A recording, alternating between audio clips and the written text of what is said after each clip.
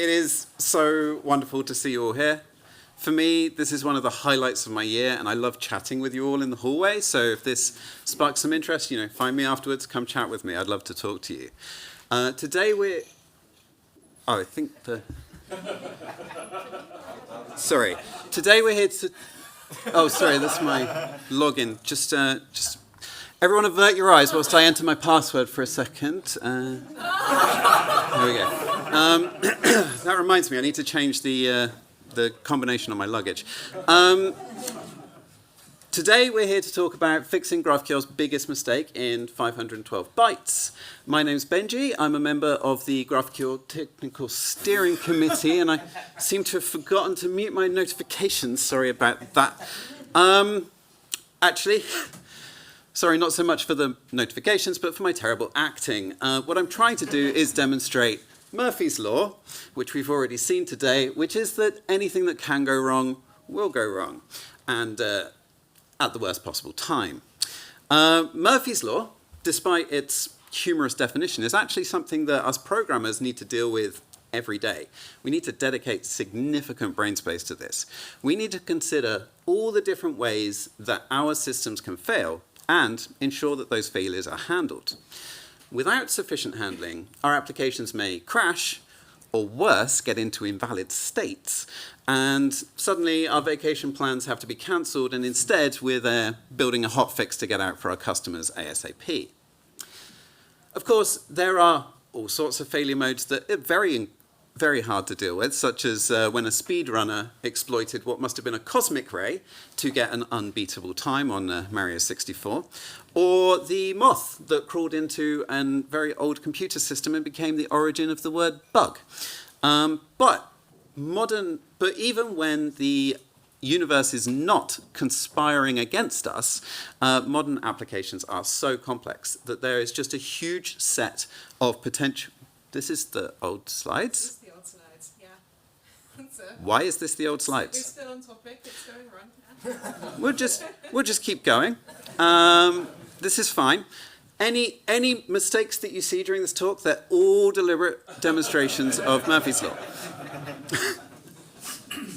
So even if we just limit this to the issues that are going to impact GraphQL APIs, we still need to consider network failures, service failures, storage failures, data consistency issues, authorization and authentication issues, credential cycling, deployment issues, software bugs, and honestly, so many more things can go wrong. And with the rise of vibe coding, I'm sure a new wave of Murphy's Law is just around the corner. But pivoting our discussion from unexpected failures and resistentialism, another thing that we programmers need to deal with, of course, is existence. This is not the right slides. This is our new slide. This This is... is what that slide was. Oh, we just skipped a slide. Oh, right. Here are the... Yes. Everything you saw before, forgot that. This is what you saw. Oh, look at those beautiful animations. This is all going wonderfully. It's very deliberate. So, pivoting our discussion, as we were just now, from unexpected failures and resistentialism, another thing that we programmers need to deal with, of course, is existence. And I don't just mean that existential dread that you get before the coffee kicks in the morning. Hopefully, by now, you're all well caffeinated. What I'm referring to, of course, is the fact that we need to deal with the concept that sometimes the data that we want simply doesn't exist. It's null. Maybe when you go to get your sandwich, from your sandwich box, it turns out that your sandwich is nothing, as in Stephen's excellent talk from 2023. So do check that one out. Lack of existence seems to be the default state of the universe. Space is called space because it's mostly made of nothingness. The late, great Terry Pratchett, there's some explosions for you. The late, great Terry Pratchett said in his 1992 Discworld novel, Lords and Ladies, much human ingenuity has gone into finding the ultimate before. The current state of knowledge can be summarized as thus. In the beginning, there was nothing, which exploded. Hopefully, we don't need to deal with these kind of explosions, but absence of data is something that we do have to think about constantly. By default, data doesn't exist. A sandwich box doesn't contain a sandwich until you put one in there. If you create a new file on your computer, it's empty of data until you add some. A new spreadsheet is empty of data. Even if you've got a database, when you add a new row to that database, the columns of that row are null until you tell the database otherwise. What we can do, however, is we can add constraints. We require that certain rules pass for our data in order for it to be accepted as input or made available as output. One constraint relates to the kind of value that the field may hold, a number, a string, a boolean, and so on, and we call this a type constraint. In GraphQL, we represent this with the name of the type, int, string, boolean, post, etc., or for list types by wrapping it in square brackets. Another constraint can assert the presence of data, an existence constraint. In GraphQL, we call this existence constraint non-null, and we explicitly forbid null values, and we represent it with the bang character. It's very similar to not null that was present in the original release of SQL. And when I say SQL, I mean SEQUEL, the original SQL, back in the early 70s, and since has been incorporated into all modern relational databases. So we really are building on the shoulders of giants here. GraphQL's type system and introspection capabilities allow the client to leverage this knowledge so that we know the possible values that we need to deal with.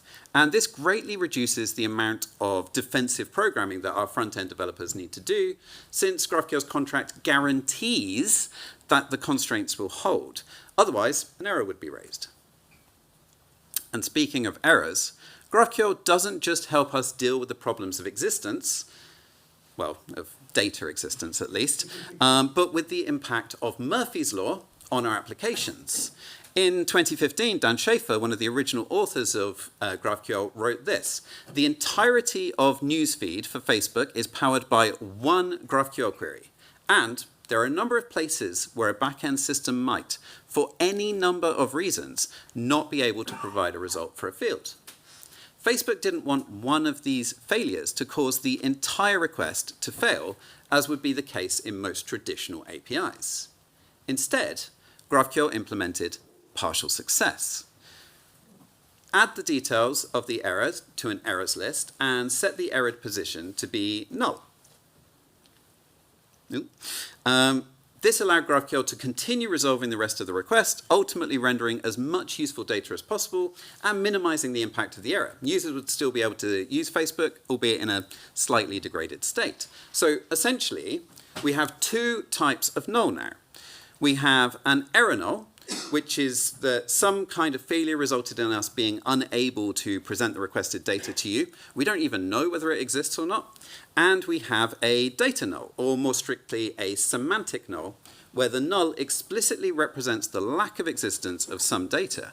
For example, when the user has not entered their email, but has no avatar, hasn't chosen a screen name, hasn't yet assigned a best friend, or something like that.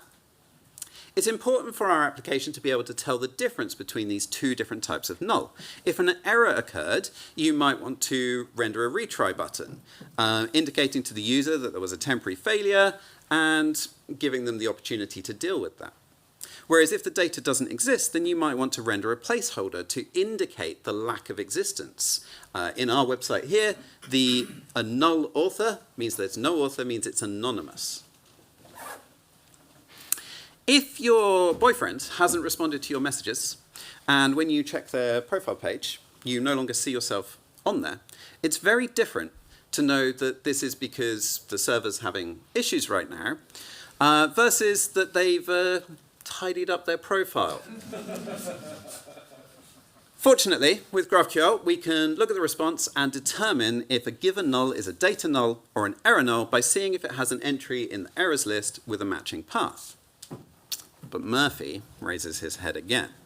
Errors can happen anywhere.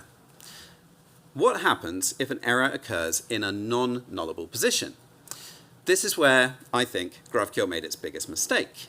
GraphQL guarantees that a non-null position will never contain a null value, and on error, GraphQL treats the position as if it was null. So how does it resolve this contradiction? To honor the contract, GraphQL propagates the error to the next level, setting the parent position to null instead. This guarantees that a non-null position will never contain a null value. On error, GraphQL treats the position as null. So, this destructive behavior led Facebook to refer to this type internally, not as non-null, but instead as kills parent on exception. And if that position is also non-nullable, it will propagate to the next parent and the next and the next until it reaches a nullable position. This behavior is referred to in the spec as error propagation, but we more typically call it null bubbling. The null from errors bubble to the first ancestor position that is itself nullable, and the operation root is always nullable. So, in the most catastrophic case, you end up with data null and a list of errors, and it's certainly, I think, quite challenging to call this partial success.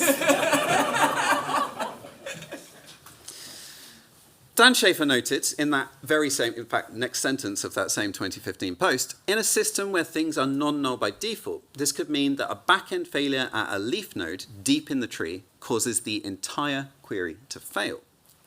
A minor issue could cause the entire newsfeed to be replaced with an error page. Too much error propagation flies in the face of partial success, where the impact of errors was limited. Thus evolved the best practice that is so prevalent in GraphQL today. Anywhere that an error is likely to happen should be marked as explicitly nullable. And this means that we, as front-end engineers, need to put null checks almost everywhere, which sucks. But what sucks more is all this code that we've put everywhere. That's not enough. Really, we ought to determine if the null that we saw there was a data null or an error null so that we can handle it correctly. And there are a few ways to handle this. One option is that we just throw out any response that has any errors, just throw it out, render a whole error page, and then any remaining nulls that we see are definitely data nulls. And this is actually, honestly, a fairly popular approach because it's really simple. But it completely forgoes partial success to the detriment of the resilience of the product. Another is that we treat all nulls as maybe it errored, maybe the data doesn't exist, maybe it's both. We simply don't know. We treat them as ambiguous nulls. And this isn't very helpful to users at all. And worse, developers often fall into the trap of seeing the null and assuming that just means the data doesn't exist. And so when we now go and check our boyfriend's profile page, we're broken-hearted. So, how about we step back for a second? Oh no, actually, there's another way. We could track the path. Every time we render any data anywhere in our application, we track the path that we've accessed, and we also send down all of the errors that we've got. And every time we see a null, we go, oh, that might be an error null. So let's have a look at our path, see if there's any errors that match. And if it does, then it's an error. And if it doesn't, then it's an explicit null, and we can render it correctly. And here we have the correct rendering for these two situations. This is fantastic, really easy. Talk's over, let's go home. No, this is incredibly complex. Like, we don't want to be writing this code ourselves. It's an absolute nightmare. No one's really got time to do this. What if you forgot to check a null? Like, what if you got the path wrong? It's just, there's too many ways of it going wrong. So now, let's take a step back. Data is fetched from business logic by GraphQL and packaged up as data and errors. The errors themselves aren't actually the errors, they're a description of the errors, which I've represented with a clipboard. And then it sends this package to the front end. But if we zoom in on the front end, what we'll actually see is that we've got a little client there talking to the network. The network, and therefore the GraphQL client, has to handle both these data nulls and these error nulls. But that doesn't have to be true for our application code. What if our client could turn these data nulls and error nulls back into simply nulls and errors? GraphQL-toe throw on error is a TypeScript library that transforms a GraphQL response with data and errors into an object that throws when any errored position are accessed. There's no need for path tracking. We handle that all for you. And it is tiny.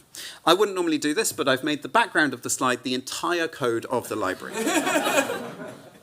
That's it. And when you compress it, it's under 512 bytes. So this is all you need to be an error handling client. And it works with anything JavaScript-based that returns data and errors. So almost any GraphQL client, and even window.fetch. It's extremely efficient for immutable tree via using immutable tree manipulation and only impacting paths where there's errors. If there's no errors at all, we just give you the data, like it's safe, just use it. And when you try and access a field that has errored, where a null is, we throw that error. And if you've got incredibly good sight, you might see the throw error right there.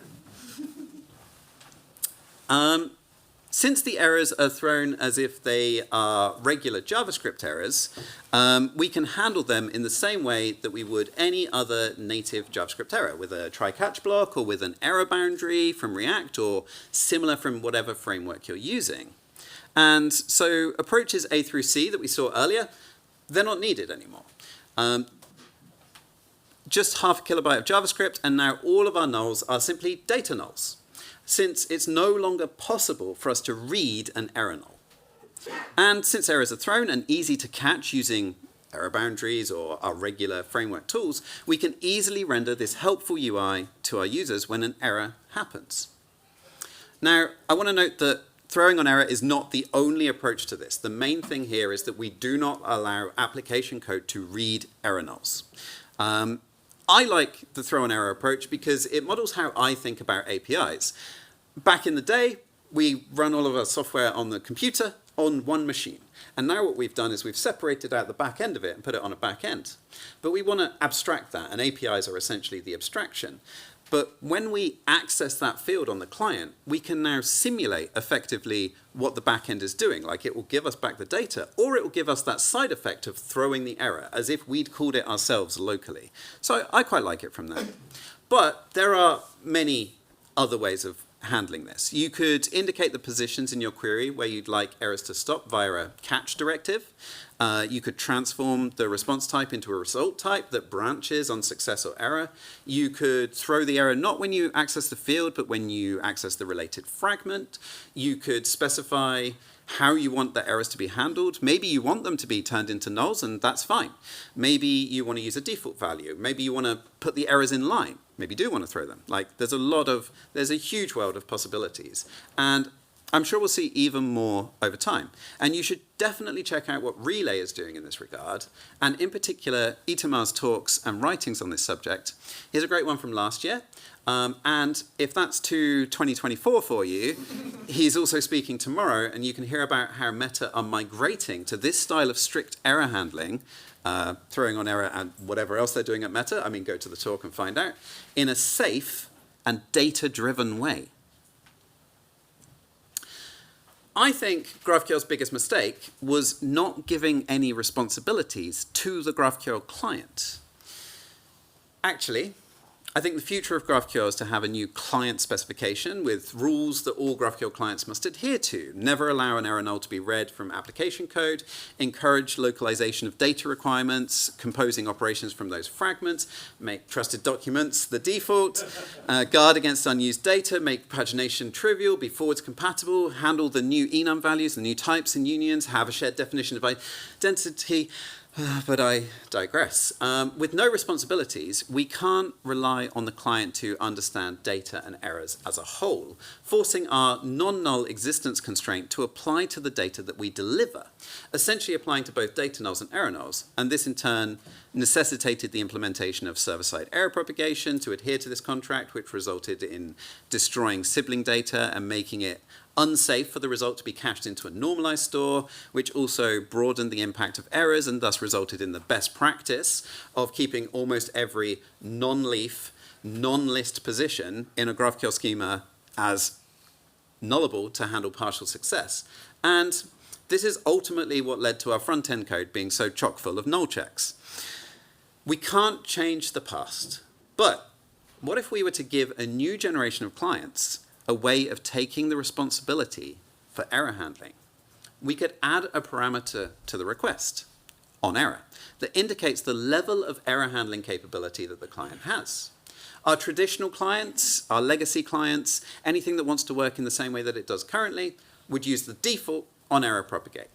But newer clients could choose. So you could have on-error abort, for example, for those one-off command line scripts where you just want to proceed if there's success, and if there's any errors, stop immediately. And this would also mean that the server doesn't have to go and calculate the rest of the data when it knows the client's going to throw it out on the first error anyway. Or you could use on-error null if they're able to tell the difference between an error null and a data null. And it's effectively the client's way of telling the backend, don't handle errors for me, I can do that. And we can call these error handling clients. For these modern error handling clients, we can revisit that guarantee that GraphQL made. And in a one-word correction with our teacher's red pen, we no longer need server-side error propagation. GraphQL guarantees that a non-null position will never contain a semantic null. Effectively, now we're saying that our business logic on the back end dictates that the data for this will never be null. But due to Murphy's law, this doesn't necessarily mean that we can actually fetch it and send it to you.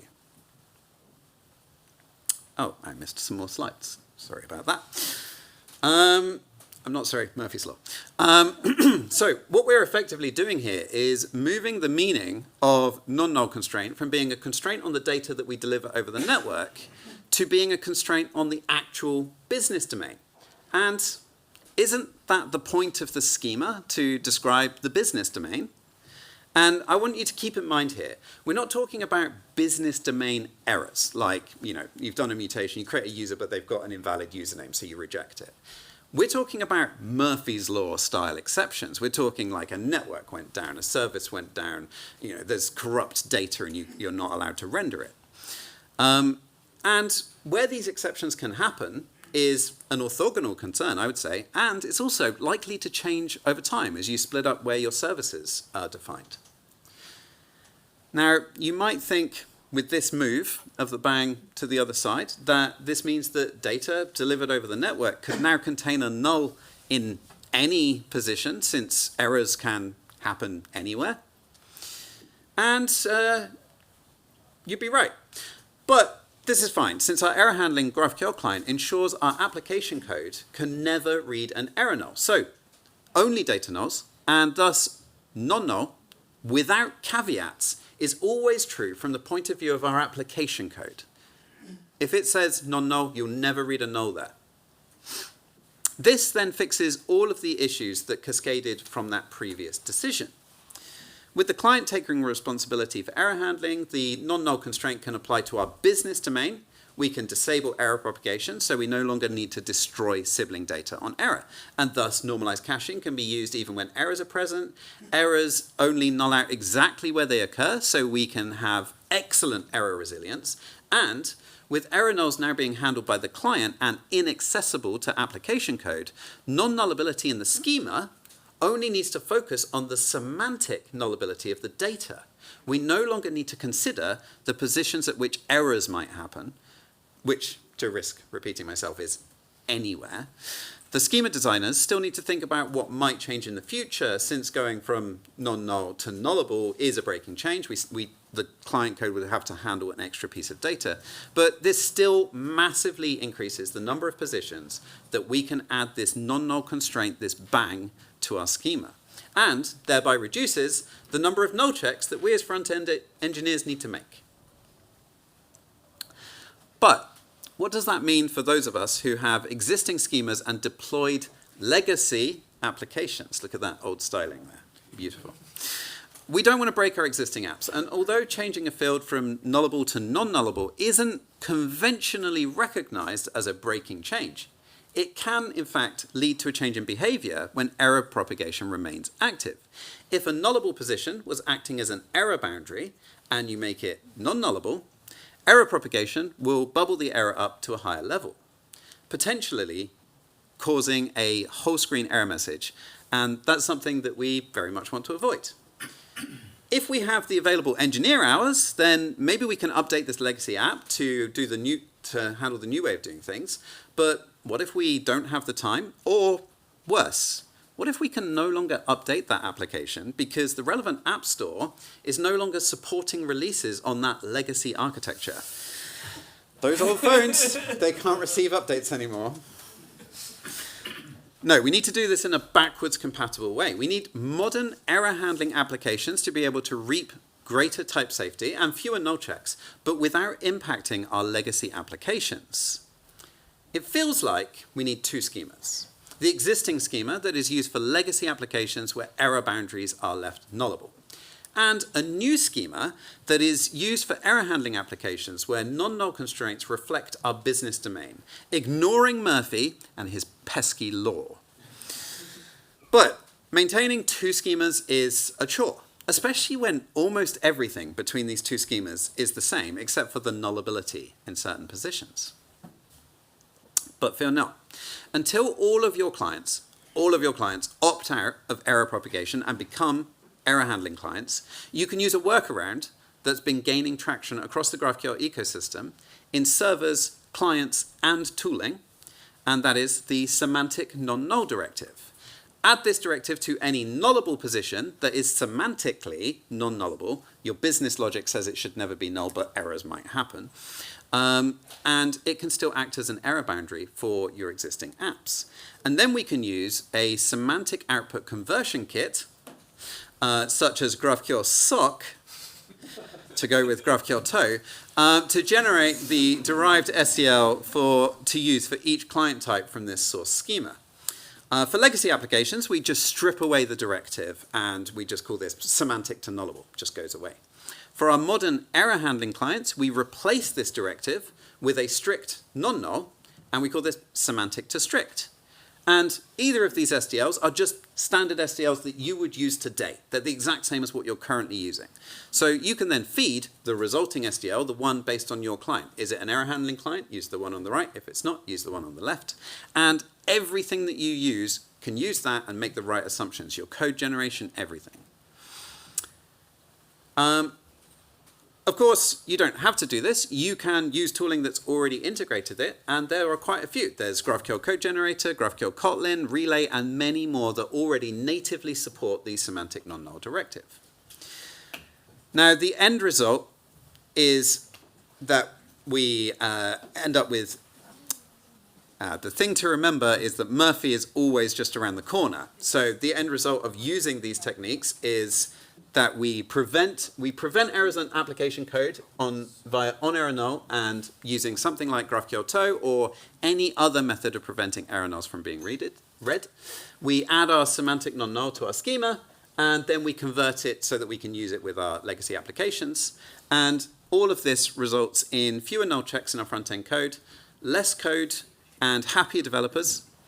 No error propagation, so normalized caches are safe. Increased resilience, improved user experience, and faster time to market. And this is actually the slide that I meant to show, hence the confusion. But ultimately, this means that we end up with faster time to market, greater resilience, happier users, and with GraphQL clients handling all the nulls, our errors won't propagate, but our success will. Thank you for listening. Any questions before anything else goes on?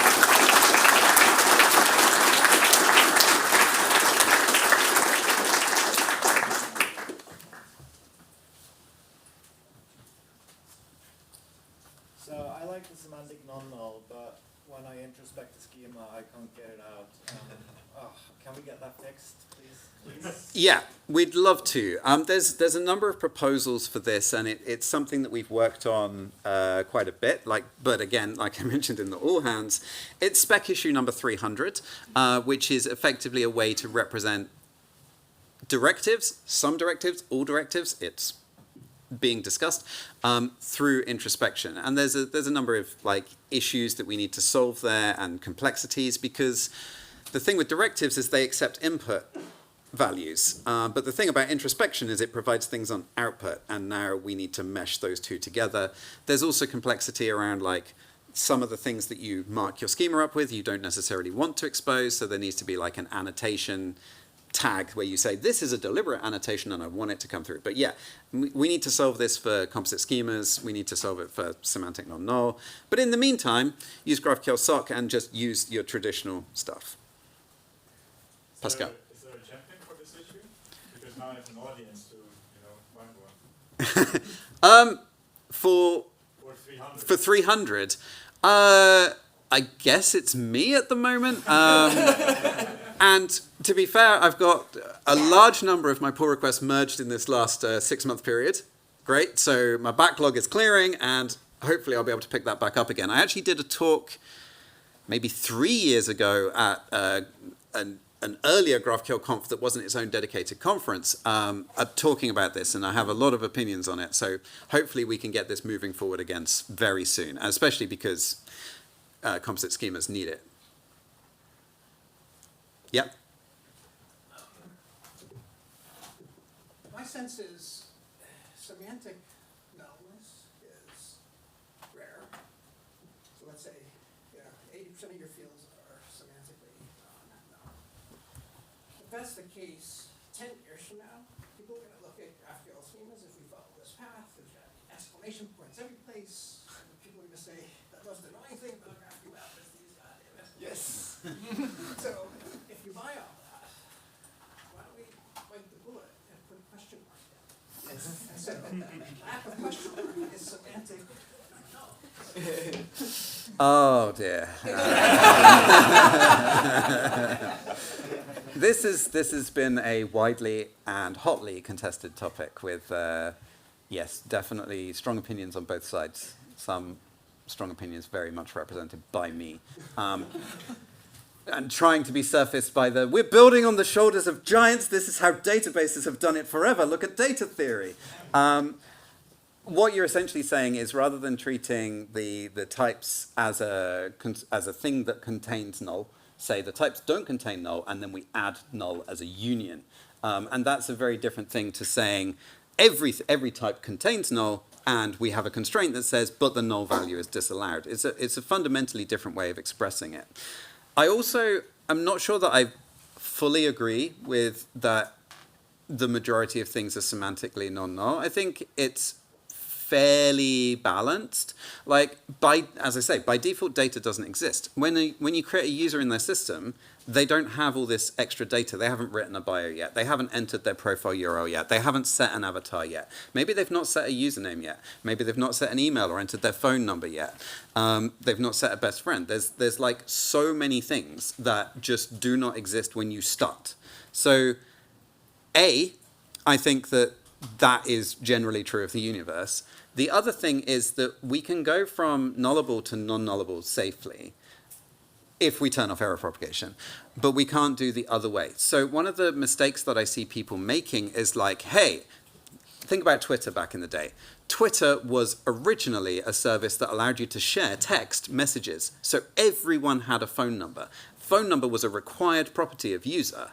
But then, as the service evolved, suddenly like, actually, yeah, let's make this available on the web as well, right? And now people don't necessarily have to have phone numbers. They can have an email. And so that phone number that was required is no longer required. So how do we handle that? If we start by thinking in terms of, let's start nullable and be sure that this guarantee that we're making from now and forever, it will hold forever, and that is a conscious decision that you have to make by putting an extra character. Not only is phone number expected right now, but also I guarantee that we will never remove this, then I think that allows you to make safer long-term schemas. But not everyone agrees. I just want to point out, if what you're saying is true, then all this null checking in the client code that you want to get rid of, you can't get rid of. Yeah, I don't think that's necessarily true. So, for example, a list of users can be non-nullable. Non-nullable list of non-nullable users is fine. That doesn't necessarily mean there are any users, and that's fine because an empty array can handle that. So it handles those things. There's also like things that you can guarantee will never be null. For example, like let's say username, you might require that forever and be committed to that. It's part of the URL. It's always going to exist. And there are things that you can make that commitment to. Things like ID, which definitely doesn't make sense for it to be null. There are definitely things like that. What I'm saying isn't that you should leave everything nullable. That's definitely not what I'm saying. What I'm saying is, if you start with nullable and then you consciously make that decision to make it non-null and you know what that entails, it's added a bang, it indicates it's dangerous, like this is a thing you're committing to long term. That's very different from defaulting to non-null everywhere, writing up a quick schema and going, here's all my fields, and then later going, wait, well, we published a version of this API that says that this is required and we can never break that now. Towards that, checking things in the front end. The place where you want to access the value is not necessarily the same place where you would visually want to display the error. So you want to use composition. You might be 5 components in. The moment where you have to test for null manually is not the place like 5 components up where you want to display the error. That's why in React we have error boundaries. We use throw to bubble this up, and that means actually like, yeah, we access it. If it errors, it will automatically bubble up to the right place. So it is very convenient to like treat it in the code itself as like, this is not null, and then an error will happen and it will show it in the right place. So you kind of have to differentiate between accessing and actually displaying in 2 different ways. And one of the important things here is that what we're trying to do is separate the nullability concerns from the business domain from the error concerns. So those can be completely different concerns, but it's still a good point. So I just want to add another place that we find is important when it's nullability, and that's the fact that, yes, we do have this data, but you can't see it because this is secret. Mm-hmm. So when you add this into the equation, you will find that you actually need to remove some bangs because, yeah, the data is there for admins. Yes, this is very true. It's the 404 philosophy to forbidden. Rather than telling someone, this exists, but I'm not allowing you to see it, you just say, no, it's null, you're not allowed to see it. You're not allowed to see whether or not it even exists. I'm not going to make a promise there. And many things like email address, for example, you might have an email on a user, but if anyone else looks at that user, they shouldn't be able to see their email address, only the user themselves. Now, I would say that's a modeling issue and you should model those as 2 separate things, but many people do treat them as the same, and in that case, the permissions that you mentioned is like really, really important, and it needs to be factored into the nullability. I think someone else had their hand up here. No, go on. Sure. Just a note on nullability, like the part of the reason we use the bang as a default is like GraphQL was built for Java and Objective-C originally, which have terrible nullability, especially in 2012. And weirdly enough, handling nulls in good languages like Swift and Kotlin and TypeScript is much easier than it is in Java and Objective-C. But you always had to check null for everything in those languages anyways, because you never knew, ever. Yeah, just to the point about what is the end state we want to end up in. And I think even if you hold the opinion that the default should be non-nullable, we're coming from where we're coming from, and that would be a tremendous breaking change for the language that I think is just unpalatable. I don't think it's practical to make that change, and so the cost of switching the bare name to mean something different, I think is just too much churn in the ecosystem. So independent of whether you think it's a good idea or not, recognizing the cost, I think, makes it obviously. It would have to be very, very, very, very bad to be worth the cost of a breaking change to GraphQL at that level. Yeah, so my advice is absolutely, what Jordan essentially said is, we are where we are. And if we now add question mark and we change that an unadorned type now means non-nullable, that changes every piece of documentation that we've published in the last 10 years. It changes everything, the interpretation of everything. Suddenly we need a use strict directive at the top of a document to say, hey, interpret these the opposite way that you used to do. It's a big lift. So let's try and achieve it in the most minimal way. And my advice is, just convince yourself, Stockholm Syndrome, that actually this is where we want to be. We are building on the shoulders of giants. This is deliberate. Existence constraints. Everything is fine. And if you internalize that, everything's good.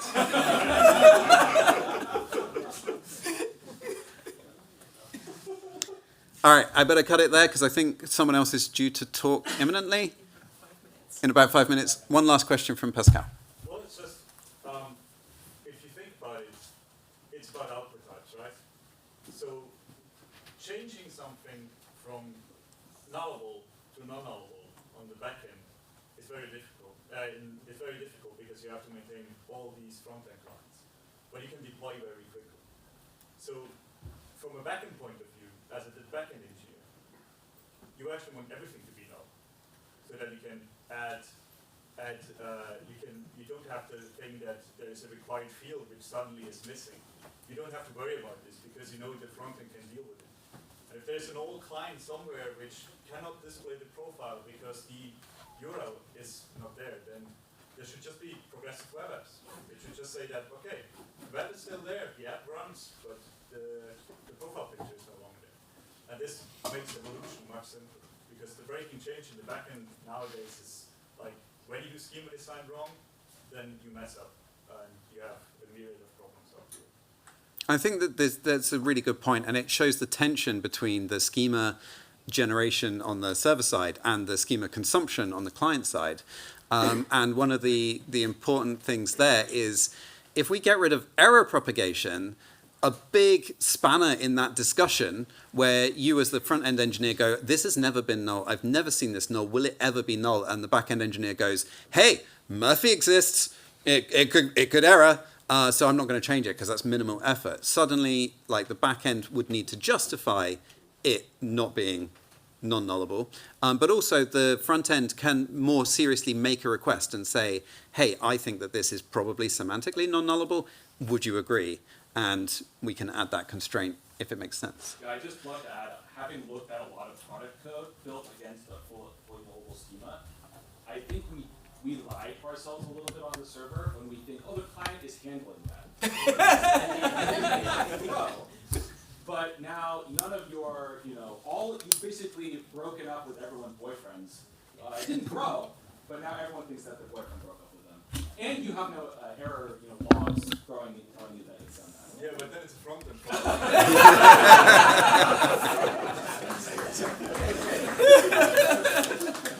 Thank you, everyone.